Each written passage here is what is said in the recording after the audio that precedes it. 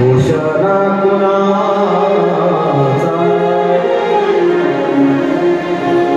दोष नाही बाबा ना, कैकेयीचा दोष आहे ना, राजा दशरथाचा दोष, नवीन दोषिता नाही म्हटले. वडिलांनी 3 नवस कबूल केले त्याच्यामुळेच गडबड झाली, वचन देऊन बसले त्याच्यामुळे गडबड झाली. नाही धरता नाही. ताप म्हणजे वडिलांना सुद्धा दोष देऊ नको, कोणाचा दोष नाही.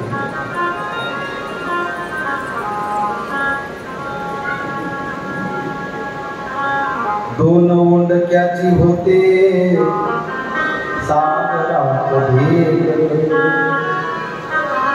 एक लाट तोडी दोघा पुन्हा नाही गाठ. खेळ चाललासे माझ्या पूर्वसंचिताचा,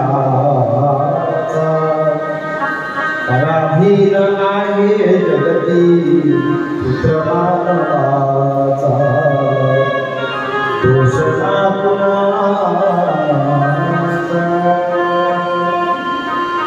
2 ओंडके असतात महाराज समुद्रामध्ये, सागरामध्ये 2 ओंडके, नारळाची ओंडकी भेटतात एकमेकाला. किती वेळासाठी हो, किती वेळासाठी?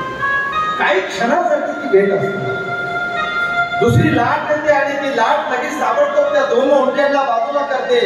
ते 2 ओंडके लांब वाहत वाहत जात असताना म्हणतात, आता परत तुझी माझी भेट कधी होईल सांगता येणार. 2 ओंडक्याची होते सागरात भेट, एक लाट तोडी दोघा पुन्हा नाही गाठ. तरी सुद्धा खंबीरपणे पाठीमागे एकट्याने जीवन जगणं महाराज, याला फार मोठा विचारांचा भांडार लागतो महाराज पाठीमागे, संयमाचा भांडार लागतो. माणूस कशाने मोठा होतो? ज्याने सहन केलं जीवनामध्ये, ज्याने पचवलंय दुःख, पचवलंय, ज्याने सहन केलंय ती माणसं मोठी होतात. ज्याने सहन केलं नाही ना ती माणसं मोठी कधीच होत नाही. ज्याला ऍक्शन वर लगेच रिॲक्शन तो देतो ना माणूस, असा माणूस शक्यतो अपयशी राहतो, यशस्वी होत नाही.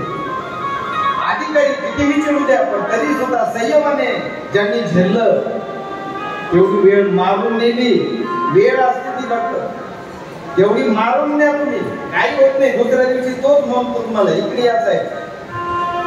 काय झालं का देणं, घरी जरा गडबड झाली आमच्या, आणि नेमकं माझ्या डोक्यात काय होतं, अरे आता मलाही कळत नाही घरचं ऑफिसात कशाने यायला पाहिजे, चालेल का, येतं महाराज. तेवढी वेळ सांभाळावी लागते. ज्याने सांगून या टोळी उरवावे सार, मग अंगीकार खऱ्यामध्ये. मूर्तिकाराने तो पाथरावर जो असतो ना त्या मूर्ती घडवतो महाराज, त्या दगडाशी तो खेळत असतो. संपली आपली वेळ, 12च्या आत आम्हाला बंद करता येत नाही.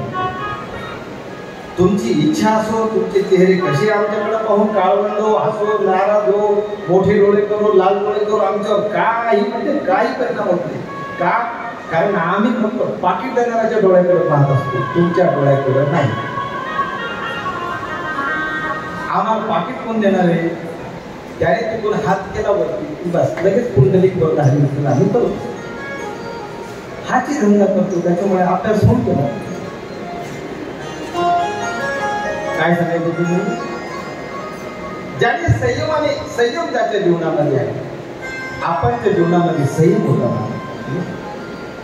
स्वर्गीय शंकरराव फुले साहेब यांना भेटायला ज्यावेळेस आम्ही गेलो ना, ज्या विभागामध्ये ज्या पद्धतीने आपण त्यांच्याशी बोलत होते ना, मी आवाज झालो.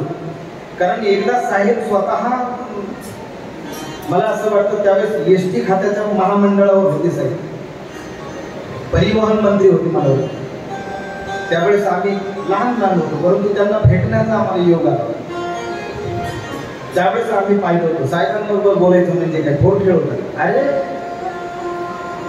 काय त्यांचं चालणं, काय त्यांचं बोलणं, काय त्यांचं राहणं, काय त्यांची विचारसरणी. अरे मोठी माणसं मोठीच असतात ना. फक्त असं आहे की आपण त्या दृष्टीने त्यांच्याकडे पाहिलं पाहिजे. पद्मश्री डॉक्टर विठ्ठलरावजी विखे पाटील गाथा वाचन करायचे, रोज ज्ञानेश्वरी वाचन करायचे. गाथा वाचता वाचता एक दिवस अभंग पाहिला सगळं. एकमेका साह्य करू अवघे धरू, सुपंथ हा अभंग आहे. एका शाळेत मराठवाड्यात मराठवाड्यात कशाला आपल्या वैजापूर शाळेत गेलो एका तिथे लिहिलेलं होतं एकमेकाचा एक वाव मी त्या सुविचाराकडे पाहिलं नमस्कार केला. गुरुजी म्हटले महाराज सुविचाराला पण म्हणलं सुविचार नाहीये तो हा सुविचार आहे. अभंग म्हणजे सुविचार आहे. अरे पण हे अभंग आहे. हे अभंगातले शब्द आहे. हे माझ्या जगद्गुरु तुकोबारायांच्या गाठीतील शब्द आहे म्हणून वंदन आहे. काय शब्द आहेत मला पद्मश्री डॉक्टर विठ्ठलराव विखे पाटलांनी वाचलं ते वाक्य एकमेकाचा एक करू अवघ हे धरू सुखंत. त्या दिवशी डोक्याला असा ताण झाला होता शीन झाला होता. पूर्वीची जुनी माणसं डोक्याला शीन झालं का ज्ञानेश्वरी घेऊन बसायची. डोक्याला जास्त ताप झाला का गाथा घेऊन बसायची. तेव्हा माथा ठीक राहायचा. आताची माणसं डोक्याला ताप झाल्यावर कुठे कुठे जाऊन बसतात हे मी याला समजावून सांगायची गरज नाही. पद्मश्री डॉक्टर विठ्ठलराव विखे पाटील ते गाद्यामध्ये त्या दिवशी ताप झाला होता डोक्याला. काय अहो सरकारकडे त्यांनी मदत मागितली होती. कशासाठी सहकारी साखर कारखाना आम्हाला